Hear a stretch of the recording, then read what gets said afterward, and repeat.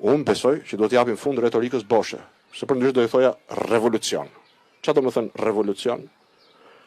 Spari duhet gjithë së bashku të mendojmë cilat janë rrugët për t'i dhënë fund kësaj.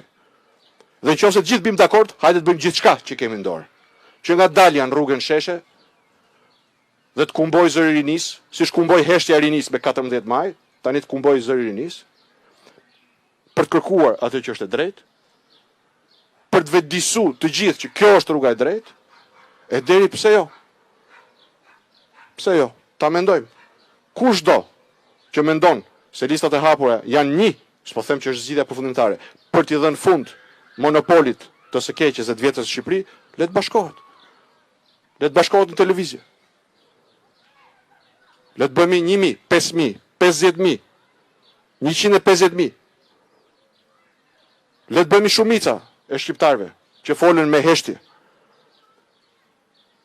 Me gjitha format dhe mënyrat e mundshme, dhe themi kështu dhe vetëm kështu mund të ecet përpara. A është garanci kjo që kjo politike kapur dhe jo përfaqësuese do të dëgjoj? Jo, garanci nuk është. Po ja vlen ta provojmë, absolutisht po. E çfarë në qoftë se këta nuk dëgjojnë, atëherë, në momentin më të parë të mundshëm, le ta kthejmë këtë shumicë qytetare në një shumicë politike. Kjo është rruga që unë mendoj për të ecur përpara. Dhe për fat, edhe 14 maj e tregoi se ata të tre bashk, të gjithë bashk janë pakic. Pra, e vetmja gjë që na mbetet ne është që shumica që foli me heshtje së shpejti, një orë më parë, të flasë me zë të lartë.